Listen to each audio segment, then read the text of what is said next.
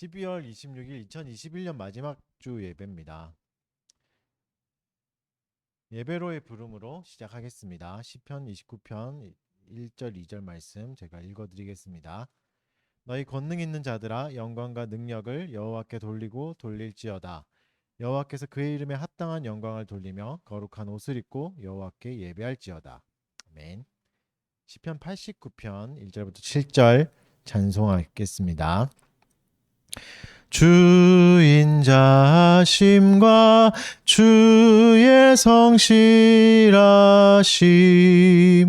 내가 내 입으로 영원히 찬양해 나 말하리라 주의 인자와 성실을 주 여호와께서 영원히 세우시며 여호와의 성실 하늘 위에 대대로 우리 여호와가 견고히 세우시리. 주 말씀하시길 내가 택한 자와 언약을 맺으며 맹세하였도다. 내가 내 자손을 견고히 세울지며 또 너의 보좌를 대대로 세우리니 온 하늘이 놀라 주 이름 찬양하며 주의 성실하심 다 찬양하오리라. 만군의 하나님 하늘에서 누가 능히 여호와와 비교하리이까. 주와 같이 능한 자 누구오리까. 주의 성실하심 주를 둘러싸오니 바다의 흉흉함 주가 다스리시며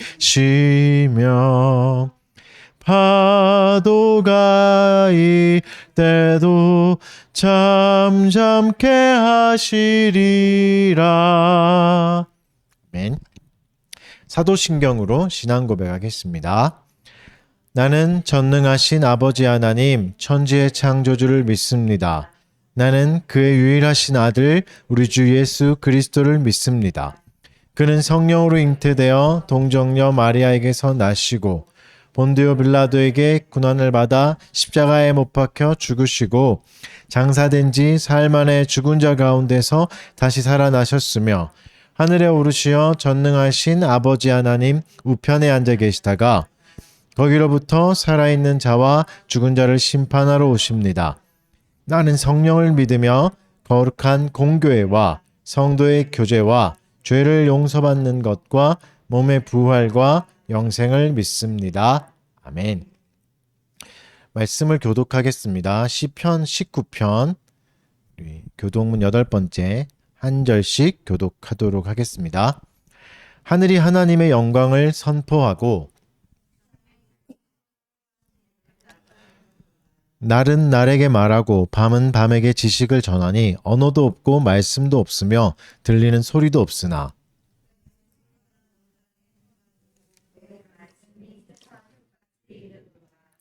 여호와의 율법은 완전하여 영혼을 소성시키며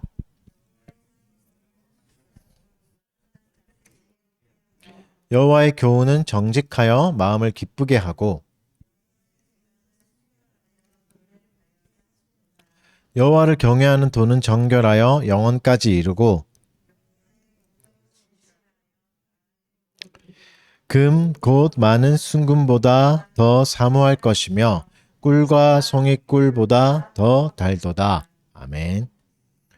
우리가 한 주간 또 살면서 주 앞에 범죄했던 것들, 또 우리의 본성이 하나님의 법을 기뻐하지 않고 적극적으로 또 반대하며 살았던 것들, 저의 공적인 고백 한 1분 정도 하는 시간 잠깐 갖도록 하겠습니다. 사랑하는 주님, 또 주님 앞에 우리를 불러주셨지만 여전히 자격 없는 모습으로 하나님 예배할 수 없는 우리들을 다시 보게 됩니다. 하나님이 주신 법을 기뻐하지 못하며 오히려 싫어하고 미워하며 적극적으로 또 악을 행하였던 수많은 죄악들 하나님 용서하여 주시고 불의한 가운데 있는 우리들을 불쌍히 여겨 주셔서 죄의 본성이 아니라 또 은혜의 본성을 따라 또 그리스도를 사모하는 마음으로 주의 법을 다시 사모하고 주의 법으로 나아가게 하여 주시옵소서. 우리가 행악한 것들, 또 많은 사람에게 상처 준 것들, 알게 모르게 또 이웃을 괴롭힌 것들, 주여 나를 돌아보게 하여 주시고 나를 돌아보는 은혜가 임하게 하여 주시고 하나님 주의 앞에 긍휼을 구하고 겸손한 마음으로 순결한 마음으로 주님을 예배하게 하여 주시옵소서. 우리를 불쌍히 여겨 주시옵고 인도하여 주시옵소서. 아버지 하나님, 주의 죄악 가운데 있는 우리를 살려 주시옵소서. 우리는 그리스도 안에서 그의 은혜의 풍성함을 따라 그의 피로 말미암아 속량 곧 죄 사함을 받았느니라. 아멘. 감사 찬송하겠습니다. 찬송 시편 찬송 120장 시편 61편입니다. 주여 나의 부르짖음 들어주옵소서. 연약한 나의 기도에 응답해 주소서. 내 마음이 눌릴 때에 부르짖으리니 나보다 높은 바위에 날 인도하소서. 주는 나의 피난처요 망대가 되시니 주 날개 밑 그 장막에 내가 피하리라. 하나님은 나의 서원 다 들으셨으며 주 경외하는 자에게 기업 주셨도다. 왕의 날을 더하소서. 대대로 영원히 주의 인자와 진리로 저를 지키소서. 그리하면 주의 이름 항상 찬송하며 내가 매일 나의 서원 이행하리이다. 아멘. 목회기도 잠깐 제가 기도하겠습니다. 사랑하는 주님 감사합니다. 하나님의 영광으로 우리를 초대해 주시고 또 피조물인 우리를 불쌍히 여겨 주셔서 구원하여 주셔서 주의 백성 되게 하여 주셔서 주님의 나를 기억하여 예배로 모이게 해주셔서 감사드립니다. 온라인과 또 오프라인으로 모인 지체들 가운데 동일한 은혜가 임하게 하여 주시옵고 어떤 형편이든 상관없이 우리에게 은혜를 주실 수 있는 하나님의 그 은혜가 오늘 이 시간 우리에게 임하게 하여 주시옵소서. 자격 없는 죄인들이 모였습니다. 그럼에도 불구하고 죄악에도 불구하고 우리를 사랑하여 주시고 용서하여 주시고 또 하나님 순결함으로 정결함으로 거룩으로 우리를 초대해 주시는 하나님 앞에 경건한 삶으로 보답할 수 있는 우리가 되게 하여 주시옵소서. 사랑하는 지체들 한 사람 한 사람 기억하여 주시옵소서. 1년을 또 하나님의 은혜 가운데 잘 보내고 마지막 주까지 왔습니다. 여기까지 온 것이 하나님의 은혜이오니 주여 내년도 하나님의 은혜를 기억하며 우리를 때를 따라 도우셨던 하나님을 기억하며 두려움 걷어내고 또 열심히 한 해를 또 살아가고 기대함으로 살게 하여 주시옵소서. 잠깐 또 지방으로 내려가야 되는 지체들이 있습니다. 그 가정 가운데 축복하여 주시옵고 몸은 좀 떨어져 있을지라도 영적으로 교류하게 하여 주시고 그들을 잊지 않고 기도하는 마음들 우리에게 있게 하여 주시옵소서. 하나님 힘겨운 또 한 해를 보내고 한 주를 보내고 이 자리에 온 지체들도 있습니다. 그들을 위로하여 주시옵고 쉼과 위로가 있게 하여 주시고 하나님이 주실 수 있는 안식이 이 시간 우리들 마음 가운데 임하게 하여 주셔서 모든 두려움, 걱정, 근심 내려놓고 주님이 주시는 안식을 받아 누리는 시간 되게 하여 주시옵소서. 우리에게 좋은 가정을 또 세워주셨고 1년 가운데 많은 은혜를 주신 것을 기억합니다. 주의 몸된 교회를 세워주시고 몸된 교회 가운데 많은 지체들 또 함께 예배하게 하시고 신앙생활하게 해주신 것 감사드립니다. 주여 우리가 이 하나님의 허락하신 지체들 더욱더 품고 사랑하며 돌아보고 서로를 나보다 남을 낮게 여기는 마음으로 서로를 세워줄 수 있는 귀한 달빛교회가 될 수 있도록 인도하여 주시고 이끌어가 주시옵소서. 늘 말씀을 사모하게 하여 주시옵고 일상의 경건을 놓치지 말게 하여 주시옵고 주를 사랑하여서 또 율법을 사랑하여서 주야로 그것을 묵상하며 그것을 지키기 위해서 열심으로 노력하는 우리가 될 수 있게 도와주시옵소서. 각 가정을 축복하여 주시고 각 직장과 사업 가운데 함께하여 주셔서 주여 우리에게 필요한 양식을 허락하여 주시고 또 하나님 은혜 주신다면 남는 재산으로 남는 재물로 또 연약한 자를 또 돌볼 수 있는 돌아볼 수 있는 넉넉한 마음도 우리에게 허락하여 주시옵소서. 오늘 이 시간도 말씀을 듣습니다. 주의 말씀으로 우리를 인도하여 주시고 채워주시고 그리스도로 가득 차는 은혜의 시간 되도록 도와주시옵소서. 감사드리며 예수님 이름으로 기도합니다. 아멘. 말씀 보겠습니다. 말씀은 마태복음 네 번째 시간 마태복음 2장 13절에서 23절 말씀 보겠습니다.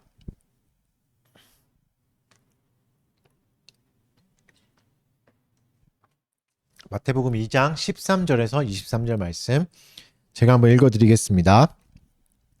그들이 떠난 후에 주의 사자가 요셉에게 현몽하여 이르되 헤롯이 아기를 찾아 죽이려 하니 일어나 아기와 그의 어머니를 데리고 애굽으로 피하여 내가 내게 이르기까지 거기 있으라 하시니 요셉이 일어나서 밤에 아기와 그의 어머니를 데리고 애굽으로 떠나가 헤롯이 죽기까지 거기 있었으니 이는 주께서 선지자를 통하여 말씀하신 바 애굽으로부터 내 아들을 불렀다 함을 이루려 하심이라. 이에 헤롯이 박사들에게 속은 줄 알고 심히 노하여 사람을 보내어 베들레헴과 그 모든 지경 안에 있는 사내의 아이를 박사들에게 자세히 알아본 그때를 기준하여 2살부터 그 아래로 다 죽이니 이에 선지자 예레미야를 통하여 말씀하신 바 라마에서 슬퍼하며 크게 통곡하는 소리가 들리니 라헬이 그 자식을 위하여 애곡하는 것이라. 그가 자식이 없으므로 위로받기를 거절하였도다 함이 이루어졌느니라. 헤롯이 죽은 후에 주의 사자가 애굽에서 요셉에게 현몽하여 이르되 일어나 아기와 그의 어머니를 데리고 이스라엘 땅으로 가라. 아기의 목숨을 찾던 자들이 죽었느니라 하시니 요셉이 일어나 아기와 그의 어머니를 데리고 이스라엘 땅으로 들어가니라. 그러나 아켈라오가 그의 아버지 헤롯을 이어 유대의 임금됨을 듣고 거기로 가기를 무서워하더니 꿈에 지시하심을 받아 갈릴리 지방으로 떠나가 나사렛이란 동네에 가서 사니 이는 선지자로 하신 말씀에 나사렛 사람이라 칭하리라 하심을 이루려 함이러라. 아멘. 네, 첫 번째 크리스마스 두 번째 시간입니다. 교회 하면 이제 연관 검색어들이 이제 뜨잖아요. 이제 검색어를 쳐보니까 교회 하니까 이제 코로나 이게 뜨고 또 교회 거리두기 이런 검색어들이 이제 함께 붙더라고요. 이제 사람들이 이제 원하는 정보는 그런 거겠죠. 교회에서 코로나가 얼마나 발생하고 거리를 잘 두고 있는가, 몇 명이 갈 수 있는가 뭐 이런 건데 그런데 반대로 교회가 원하는 연관 검색어가 뭘까 좀 생각해 보면 뭐 아마도 행복이 아닐까 싶어요. 많은 교회가 이제 행복한 교회, 뭐 행복한 신앙생활, 이런 행복한 이미지, 마치 이곳에 오면 당신은 행복을 얻을 수 있다. 이런 식의 이제 구호들이나 캐치프레이즈를 많이 쓰잖아요. 이미지를 보여주기 위해서. 또 크리스마스가 되면서 더욱더 이제 행복이란 주제하고 교회를 연관 지으려 이제 하는 것 같아요. 이제 그런 모습 보면서. 물론 근데 이제 신앙생활은 행복을 주죠. 행복하게 하지만 근데 그게 다는 아니죠. 네, 이런 건 아니겠죠. 마치 이곳에 오면 당신이 세상에서는 볼 수 없었던 행복을 되찾고 이전에 경험하지 못한 행복만 경험하게 될 거다. 사실 이거는 사실은 아니잖아요. 신앙은 기쁨을 주고 위안을 주긴 하지만 항상 뭐 기쁨에 가득 차 있거나 행복에 막 절어서 세상에는 없는 행복이 있거나 이런 게 아니죠. 모든 일이 잘 풀리는 것도 아니고 신앙생활을 함으로써 고통을 겪게 되기도 하잖아요. 그래서 이제 특히 오늘 본문은 이제 교회의 머리가 되신 그리스도가 태어난 순간부터 그리고 아기 때부터 행복과 연관되어 있는 게 아니라 고통과 슬픔과 괴로움, 비참함 이런 것에 훨씬 더 가까이 계셨다는 것을 말씀해 주십니다. 그래서 첫 번째 크리스마스를 우리가 살펴보고 있는데 지난주도 말씀드렸듯이 이게 뭐 1년째 크리스마스 이건 아니지만 초기의 크리스마스잖아요. 크리스마스 시작을 이제 살펴보면서 교회의 본질이 뭔가, 왜냐면 교회 머리 대신 그리스도가 어떤 삶을 사셨는가, 어떤 걸 보여주셨는가와 교회 본질이 연관되어 있는 거잖아요. 그래서 더 깊은 고민과 성찰을 할 수 있는 본문입니다. 교회라는 곳이 뭐 결론부터 말하면 마냥 행복으로만 채워져야 하는 것은 아니죠. 때로는 눈물과 한숨으로 그냥 하루를 다 보낼 수 있습니다. 교회 모임 와가지고. 그리고 고통도 함께 있을 수 있는 곳이죠. 그래서 오늘은 그리스도가 첫 번째 크리스마스에 초기의 크리스마스에 겪은 고통은 무엇인지 한번 살펴보도록 하겠습니다. 오늘은 전체 이야기를 먼저 좀 살펴보고 거기서 이제 우리가 찾을 수 있는 교훈들 이런 걸 좀 보도록 하겠습니다. 뭐 오늘 본문은 사실은 간단해요. 세 가지 이 부분으로 세 단락으로 또 나눌 수 있습니다. 왜냐면 한 단락 한 단락마다 이게 말씀이 성취됐다, 말씀이 성취됐다, 말씀이 성취됐다 이런 표현들이 있거든요. 그래서 한 사건 세 가지 사건이 다 말씀의 성취다. 요게 이제 큰 줄기입니다. 오늘 본문은 이제 동방 박사가 떠난 이후에 그 이후의 이야기를 들려주는 거죠. 마치 26일 같은 25일, 24일, 25일 광란의 밤을 보내고 이제 26일 날 되게 쓸쓸한 모습으로 쩔어서 이제 오는 사람들이 많잖아요. 그런 것처럼 마치 이제 화려한 파티가 끝난 뒤에 씁쓸한 현실로 돌아가는 것 같은 것이 이제 오늘 본문이에요. 13절에 보면 그들이 떠난 후에 주의 사자가 이런 표현이 있잖아요. 근데 요 사이에 그들이 떠난 후에 하고 주의 사자 요 사이에 원문에는 이제 보라라는 단어가 있어요. 사실 이제 1, 2장에 보라가 더 나오긴 하는데 한글 성경에 좀 다 빠져 있긴 하거든요.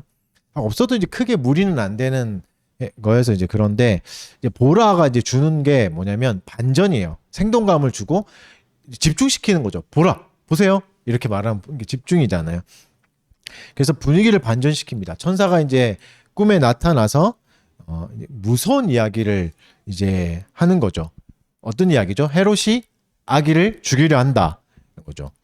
그래서 요셉이 이제 그 밤에 당장 일어나 짐을 꾸리고 애굽으로 도망가 버리는 거죠. 뭐 야반 도주하는 거죠. 야반 도주. 그렇죠?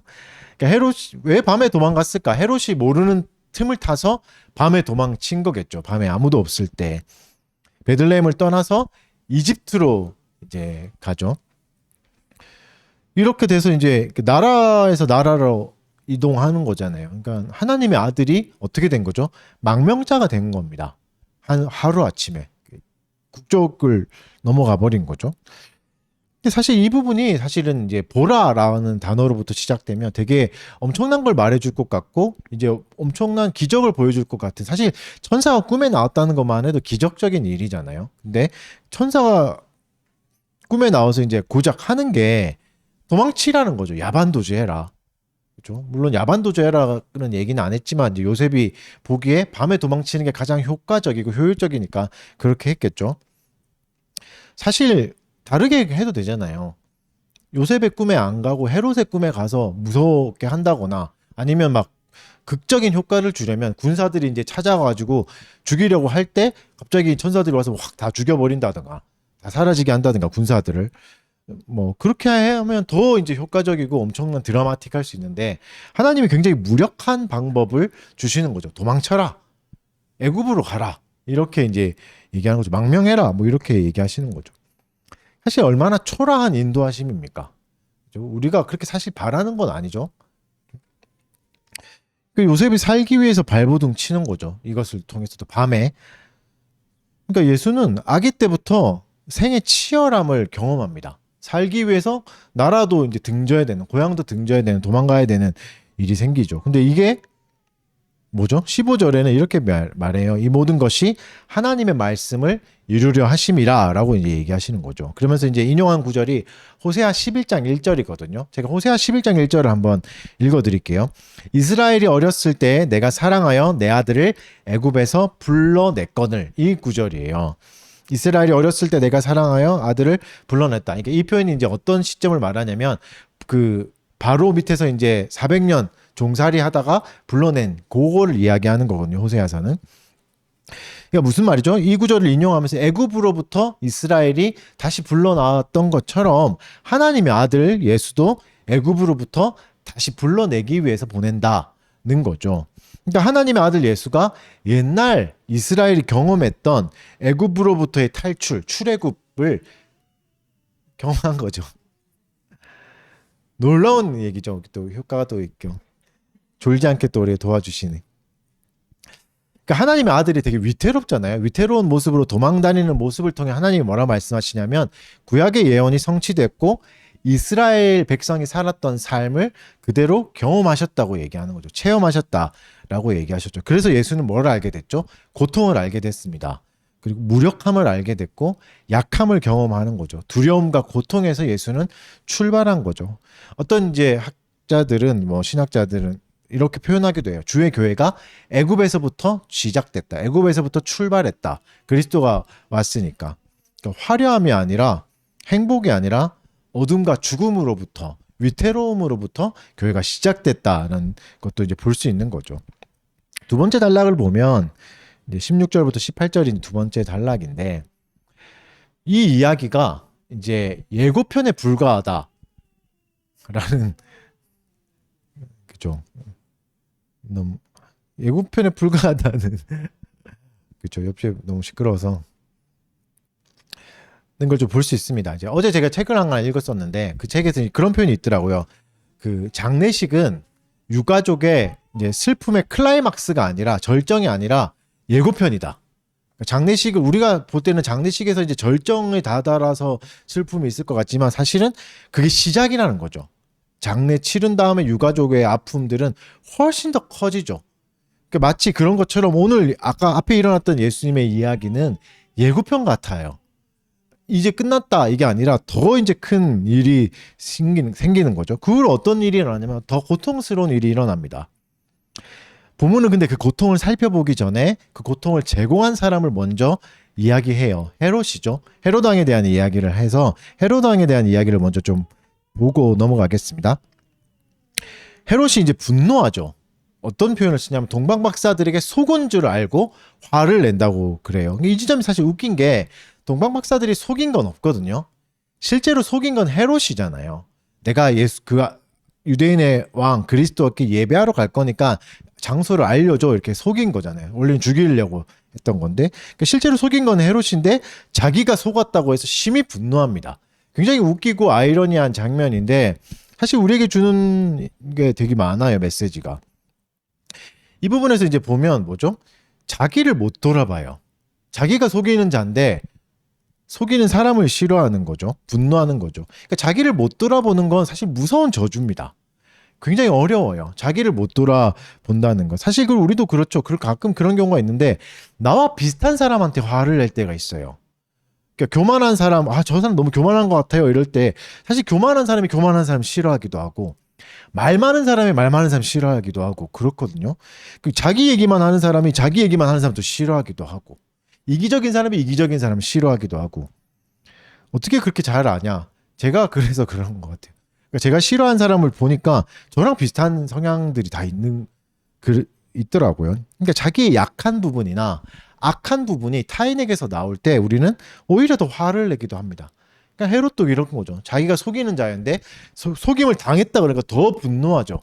얼마나 분노했냐면 아기를 다 죽여버릴 정도로. 그래서 여러분 우리는 분노를 사실 잘 다스려야 됩니다.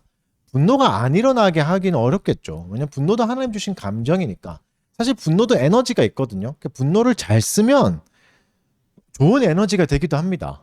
그죠? 분노해서 공부하거나 분노해서 뭐 운동을 한다거나 더 열심히 자기 관리하기도 하잖아요. 그래서 분노 자체가 나쁘진 않아요. 잘 사용하면 되는 거죠. 잘 사용하지 못하면 오늘 보는 헤롯의 모습이 되는 거죠. 비참한 결과를 낳습니다. 자기도 파괴하고 주변도 파괴해버리죠. 그러니까 분노 가운데 자기 성찰을 할 수 있다면, 자기를 돌아볼 수 있다면 진짜 성숙한 사람이고 하나님의 은혜를 입은 사람입니다. 이게 진짜 성숙한 사람이에요. 그리스도인의 성숙의 증거는 이런 거죠. 분노한 가운데 자기를 돌아보고 그걸 에너지로 쓸 수 있는. 그렇죠? 헤롯은 그러지 못했던 거죠. 어떻게 하죠? 베들레헴에 사는 사내 아이를 2살 기준으로 다 죽여버려요. 근데 고고학자들에 따르면 이제 그 당시 베들레헴의 인구가 그렇게 크지 않았거든요. 실제로 뭐 베들레헴은 작은 도시잖아요. 그래서 뭐 300명이라고 하는 사람도 있고 1000명이라는 사람도 있어요. 많아봐야 1000명이에요. 1000명이 넘지는 않았을 거예요. 넘을 수가 없는 환경이었고 1000명을 기준으로 봐도 많이 잡아봤자 아기가 그렇게 많지 않았을 거고 그 중에 사내 아이잖아요. 그러면 2살 이하 하면 대략 한 20명 정도였을 겁니다. 그러니까 20명 이하의 아기가 죽은 거죠. 그러니까 20명 이하라고 해도 아기가 죽은 거는 잔인한 이야기잖아요. 한 명이 죽어도 잔인한 이야기인데 이제 요 부분을 이제 공부할 때 우리가 요세푸스라는 이제 역사가를 아시죠? 이제 유대 고대사라는 책을 쓴 사람의 책을 많이 참고해요. 유대인의 그 헤롯하고 한 40년 차이 나거든요. 40년 뒤에 태어난 사람이어서 그 당시 이제 역사도 잘 알고 하는데 유대 고대사에는 요 이야기가 기록되지 않아요. 다른 이야기는 다 기록되거든요. 헤롯의 범죄도 기록되고 헤롯의 죽음도 기록되는데 아기를 죽인 거는 기록이 안 돼 있어요. 물론 역사에 기록할 만큼 큰 일은 아니었다 생각할 수는 있었겠죠. 뭐 개인이니까 역사가의 뭐 취향이니까. 근데 성경은 이 이야기를 기록한 거죠. 그게 사실 좀 중요한 포인트가 좀 됩니다. 사실 예수님 때문에 일어난 일이잖아요. 어떻게 보면 예수님 때문에 일어난 일이기 때문에 예수님께 책임을 물을 수도 있는 사실은 일이거든요. 굳이 기록하지 않아도 될 이야기이지만 기록된 것은 이것도 뭐라고 그랬죠? 성경에 예언된 이야기를 이루려 함이라고 말씀하시죠. 그건 좀 이따 보고 일단 이제 이 사실에서 알 수 있는 게 뭘까요? 아이가 죽어나가고 뭐 그 집안은 초상집이 됐겠죠. 아이가 죽는다, 자녀가 죽는다는 거는 부모가 완전 그 삶은 다 끝장나는 거예요. 그렇죠? 그 이후로의 삶은 끝나는 거죠. 그게 무슨 말이죠? 예수님이 살아갔던 시대는 잔혹한 시대였습니다. 비참하고 괴로운 시대였어요.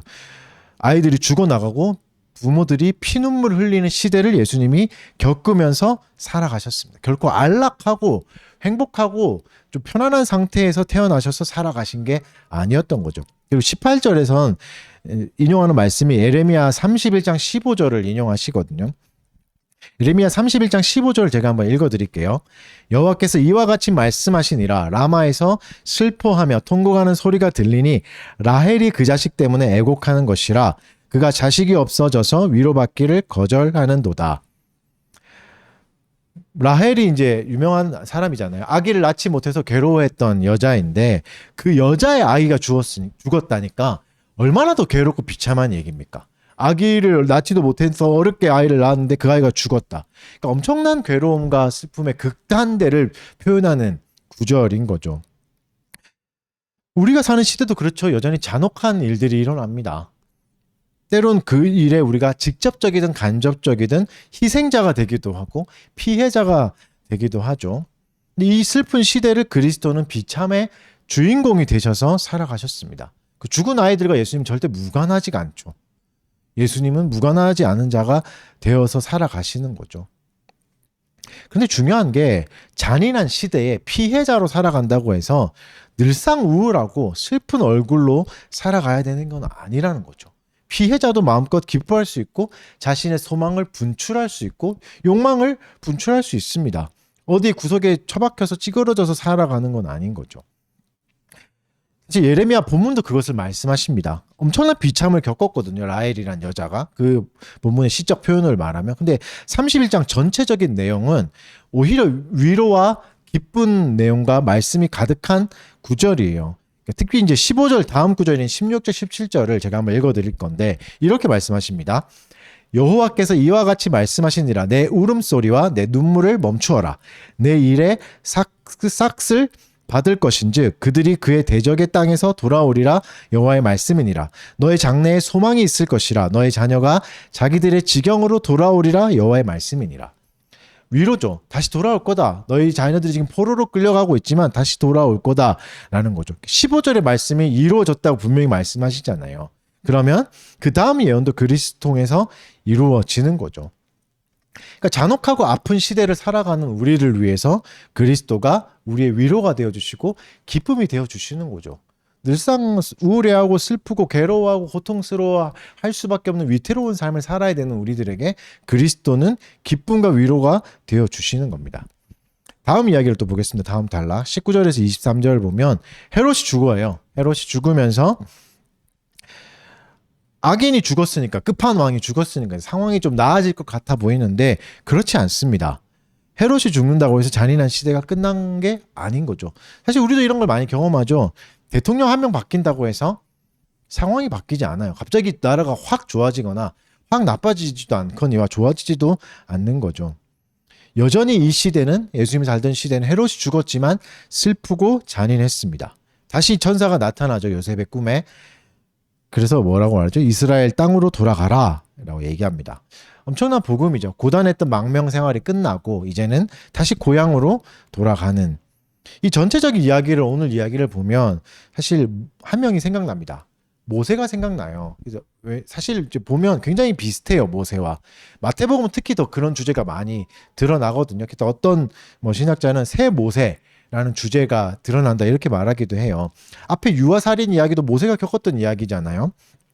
그리고 지금 이 부분도 출애굽기 4장 19절과 비슷한 구절이에요. 천사가 말한 출애굽기 4장 19절이 이렇게 말씀하시거든요. 여호와께서 미디안에서 모세에게 이르시되 애굽으로 돌아가라.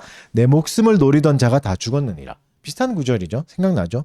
그러니까 예수님을 새로운 모세, 더 나은 모세로 이제 보기도 하는 거죠. 그러니까 예수님이 완전한 구원자의 역할을 수행하신다. 모세가 이스라엘 백성을 이끌었던 것처럼 예수님이 이 시대의 모세다. 이제 구약의 시대의 사람들에게 확 와닿는 메시지가 되겠죠. 그렇게 이제 얘기해 주시는 거죠. 그래서 하여튼 예수님의 가족은 다시 이스라엘로 돌아갑니다. 그러나 아까도 말씀드렸듯이 여전히 잔인한 시대였습니다. 시대가 바뀌진 않았어요. 왜냐하면 헤롯을 이은 아들들이 왕이 되거든요. 그 왕도 잔인한 사람이었습니다. 물론 좀 시스템이 바뀌어요. 헤롯은 대왕이라 그랬죠. 헤롯은 왕이었어요. 그 다음에 이제 이어받았던 아들들은 왕보다는 한 단계가 낮은 분봉왕이라 불립니다. 그러니까 왕은 아니에요, 사실은. 그죠? 뭐 우리로 치면 뭐 구청장 정도 되려나, 시장 정도 되려나, 뭐 구청장, 시장 이 정도 되는 그죠? 근데 아들들이 이제 분할해서 지역을 분할해서 다스려요. 그 중에 이제 유대, 사마리아 핵심이죠. 이두메, 헤롯의 고향이었던 이두메는 아켈라오가 다스립니다. 오늘 본문에 나오는 아켈라오. 아켈라오는 이제 헤롯의 아들 중 가장 포악하고 잔인한 자로 유명해요. 요세푸스의 기록에 의하면 나중에 이제 3,000명을 죽여버립니다. 하루에. 그래서 이제 유대인들이 로마로 찾아가요. 이 사람을 당신이 집정관으로 세운 이 사람이 3,000명을 죽였다. 이렇게 해서 딱 요 시점에서 10년 뒤에 폐위돼요. 로마도. 너무 잔인하잖아요. 어떻게 마음대로 이렇게 죽일 수 있나 해서 폐위될 정도로 악한 왕이었습니다. 그러니까 그자가 다스리는 거죠. 그러니까 요셉이 무서워하죠. 오늘 본문에도.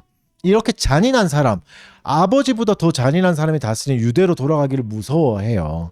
그래서 그나마 그 중에 아들 중에 그나마 좀 온유한 사람이 안티파스거든요. 헤롯 안티파스가 다스리는 지역으로 갑니다. 그 지역이 여러분이 잘 아시는 갈릴리와 베레아라는 지역이에요. 마태복음 14장에 나오는 헤롯이 요 안티파스예요.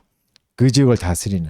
그래서 이제 요셉과 마리아가 갈릴리에 있는 나사렛이라는 동네에 정착하게 되는 거죠. 근데 이 부분도 23절에서 결론을 말씀해 주시죠. 선지자의 예언을 이루려 하심이라 라고 말씀해 주세요. 근데 문제가 있어요. 구약 시대에는 나사렛이 존재하지 않은 도시입니다. 나사렛은 이제 신약 시대 와서 생긴 도시예요. 그러니까 구약에서는 나사렛을 몰랐던 거죠. 없었던 거죠. 그리고 구약에 이 말씀이 정확하게 일치하는 구절이 없어요. 구약 어디에도.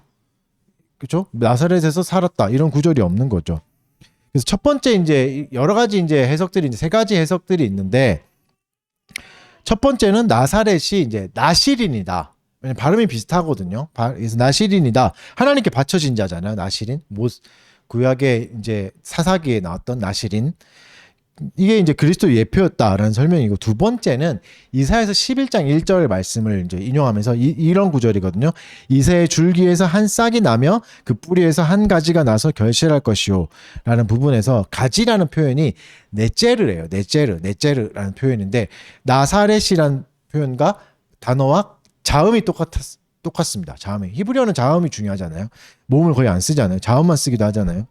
똑같아서 그래서 예수님이 나사렛으로 갔다는 거 요 구절을 인용하는 거다. 줄기에서 난 가지다.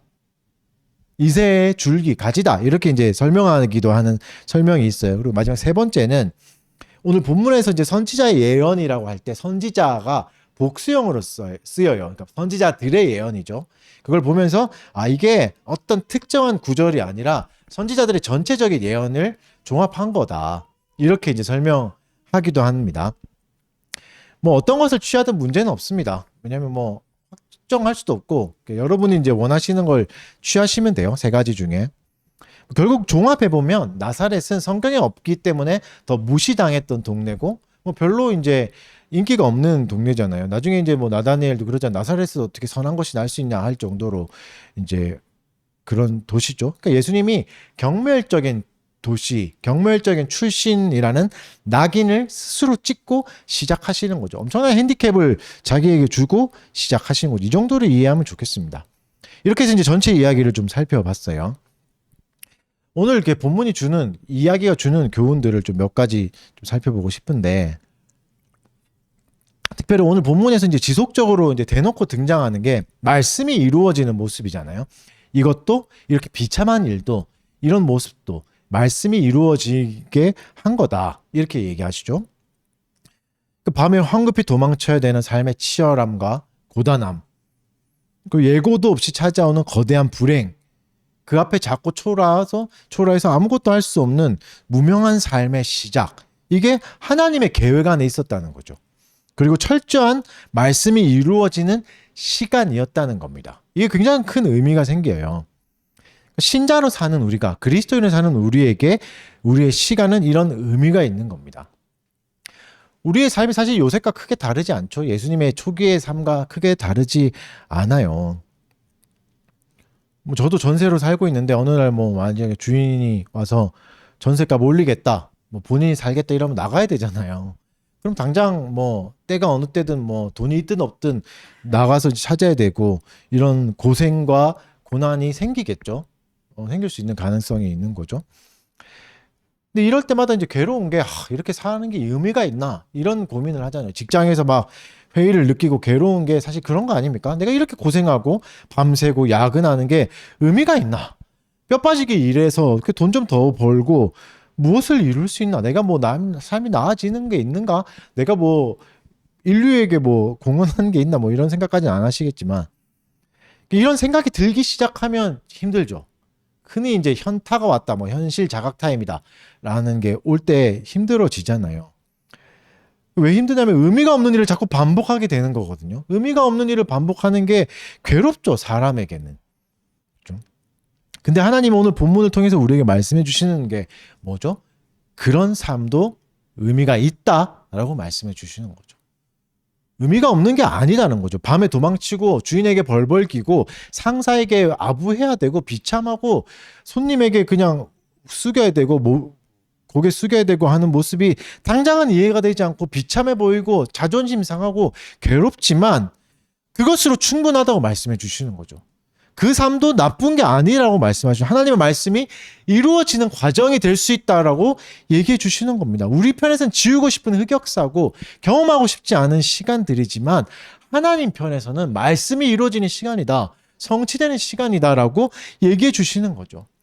하나님은 우리 삶에 의미를 주시는 겁니다. 그건 의미 없는 일이 아니야. 네가 헛고생하는 게 아니야. 그 작은 눈물도 고생도 네가 하는 야근도 괴로운 시간도 자존심 구겨가면서도 일하는 것도 의미가 있다라고 말씀해 주시는 거죠.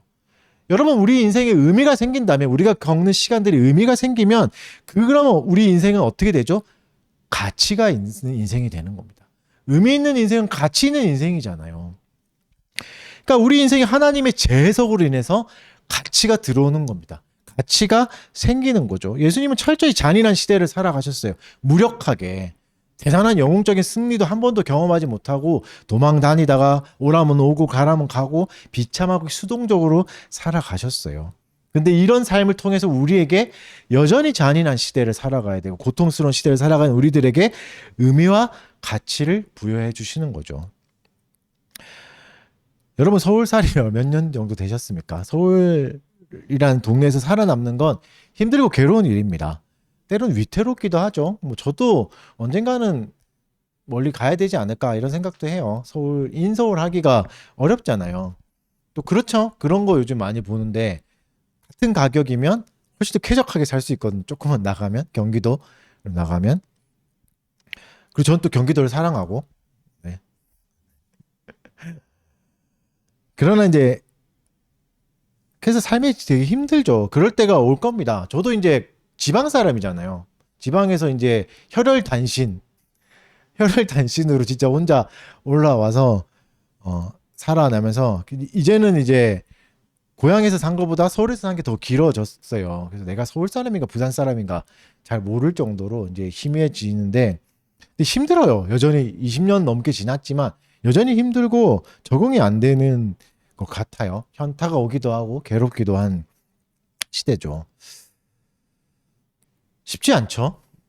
근데 오늘 본문을 통해서 사실 위로가 됐습니다.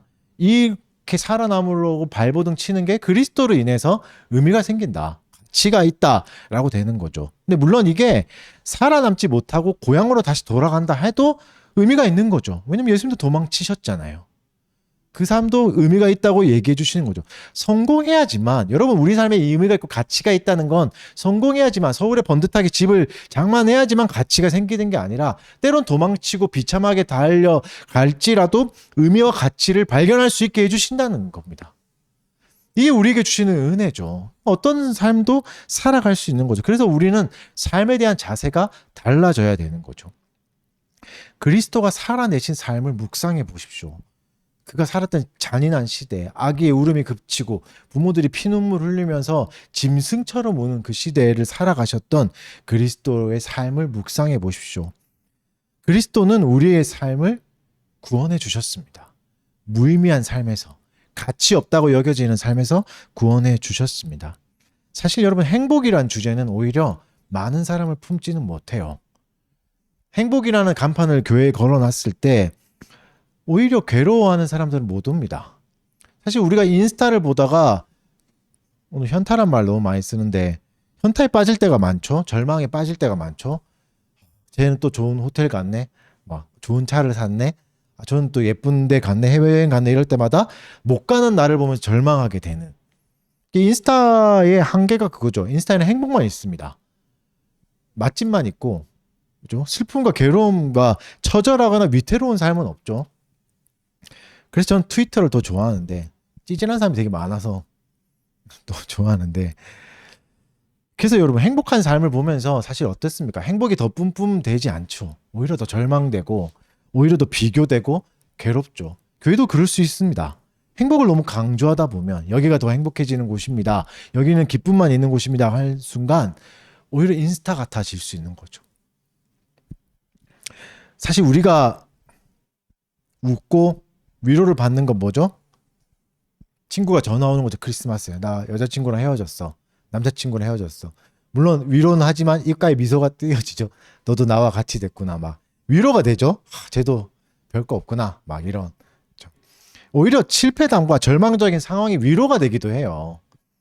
교회는 그런 곳인 거죠. 그리스도의 삶을 보면서 오히려 더 위로가 돼요. 그리스도도 쫓겨다니셨네, 그리스도도 도망치셨네 보면서 위로가 되는 거죠. 첫 번째 크리스마스가 주는 이 의미를 잊지 않으셨으면 좋겠습니다. 첫 번째 크리스마스에는 눈물이 더 많아요.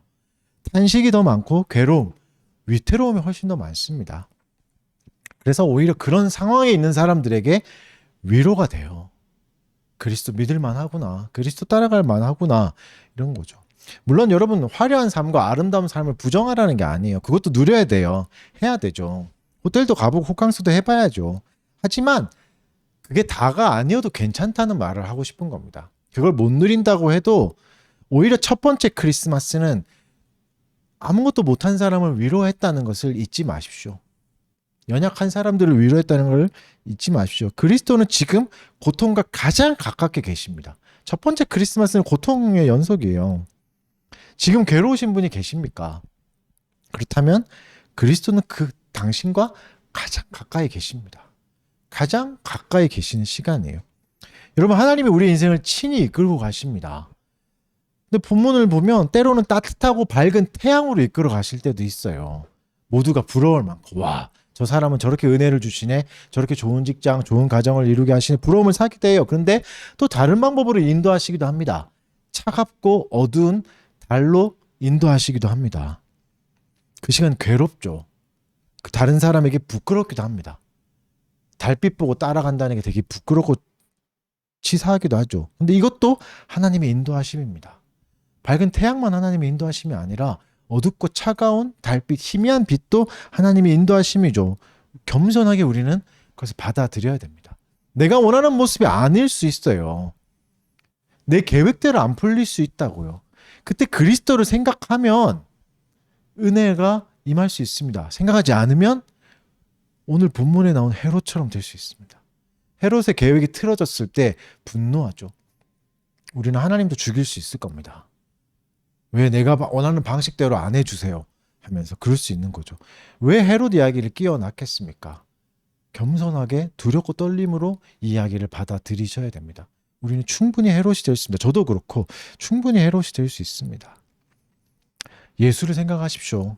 야밤에 도망쳐야 됐던 무력한 메시아를 기억해 보십시오. 어느 동네에 살아야 안전할까 막 꼼꼼하게 따져보는 비참한, 어디가 월세가 좀 낮을까, 어디가 좀 더 쌀까, 이런 걸 찾아봤던 요셉의 삶의 치열함, 비루함, 위태로움을 기억하십시오. 그런 삶이 가치가 없지 않습니다. 무의미하지 않습니다. 첫 번째 크리스마스는 우리 삶에 무한한 의미와 가치를 주셨습니다. 이렇게 사는 삶도 가치 있다. 여러분 어떤 삶을 살고 계십니까? 올 한 해가 어떻습니까? 마치 애굽의 망명자로 사는 기분은 아니었습니까? 이러다가 나는 서울에서 살아남을 수 있을까? 사실 저는 올해 그런 생각 되게 많이 했어요. 그렇죠? 물론 지금 괜찮습니다. 저는 불행하지도 않고 행복하지도 않습니다. 적정한 때를 보내고 있습니다. 눈물이 그칠 때가 옵니다. 사랑하는 여러분, 눈물을 흘릴 때가 있는 거죠. 그 눈물을 무의미하지 않아요. 눈물로 심은 것을 기쁨으로 거두는 날을 그리스도를 통해서 주실 것입니다. 이것을 신뢰하셔야 됩니다. 말씀의 결론을 맺겠습니다. 크리스마스 12월 25일 다음 날이니까 우리가 크리스마스 예배를 안 드리고 하는 이유 중에 하나가 진짜 생일이 아니니까, 예수님의 생일이 아니니까. 예수님의 생일 아무도 모르죠. 그리고 중요하지 않기 때문에 성경에 알려주시지도 않아요. 몇 월 며칠이다. 요날 케이크 준비해라 이렇게 얘기 안 하시죠. 준비하고 안 하시죠. 그래서 오히려 우리에게 뭐가 임하죠? 자유가 임해요. 매일매일 크리스마스처럼 보낼 수 있어요. 진짜 크리스마스요. 슬픔과 위로와 비루함이 가득 찼던, 위태로움이 가득 찼던 그날의 위로를 매일매일 누릴 수 있는 거죠. 사랑하는 성도 여러분, 크리스마스를 잘 누리십시오. 이 날만 정해서 누리는 게 아니라 매일이, 매주가 크리스마스죠. 매주가 그리스도심을 기뻐하고 감사하는 날이잖아요. 크리스마스를 잘 누리라는 게 뭡니까?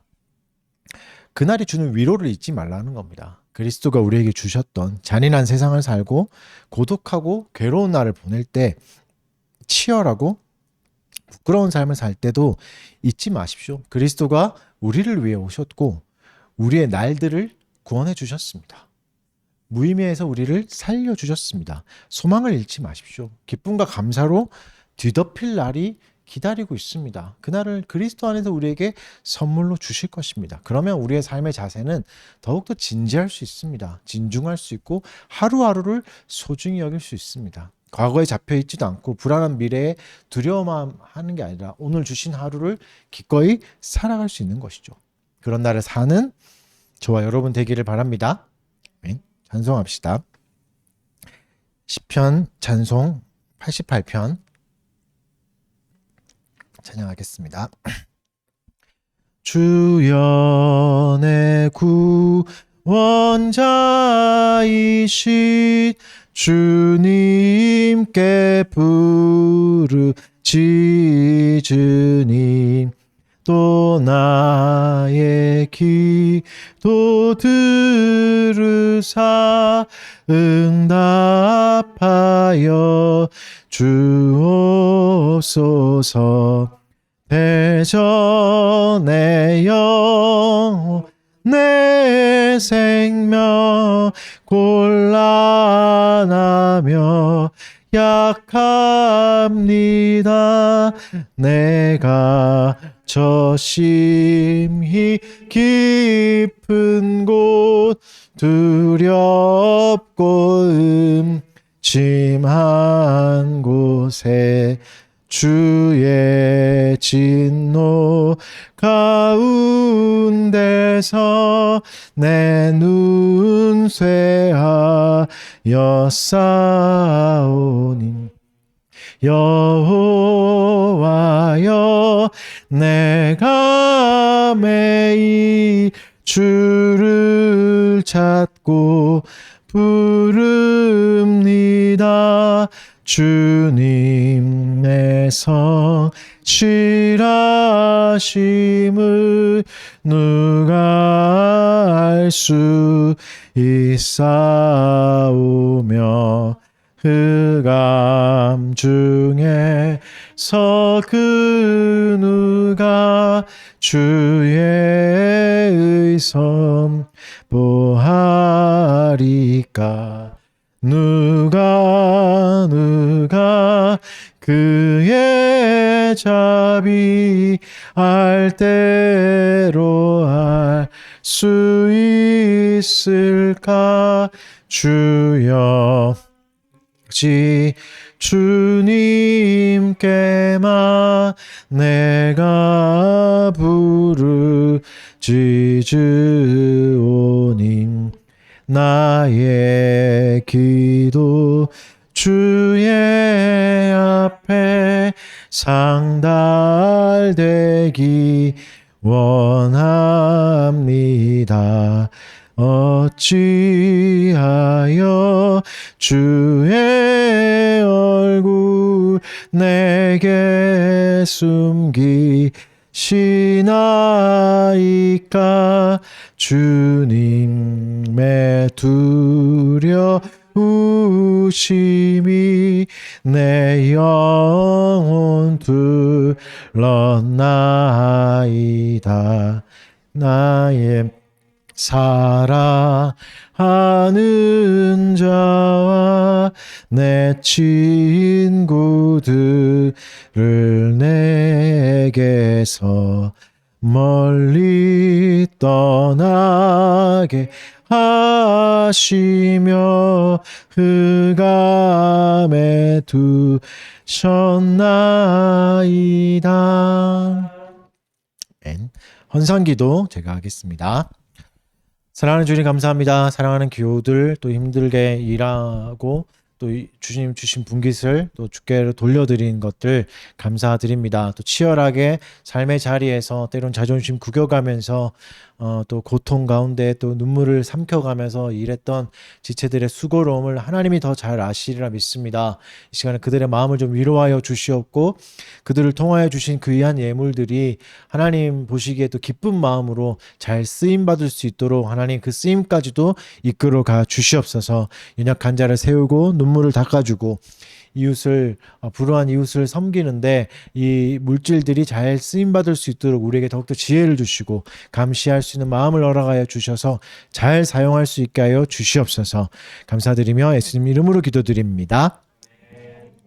강복선언으로 예배 마치겠습니다. 주 예수 그리스도의 은혜와 하나님의 사랑과 성령의 교통하심이 너희 무리와 함께 있을지어다. 아멘.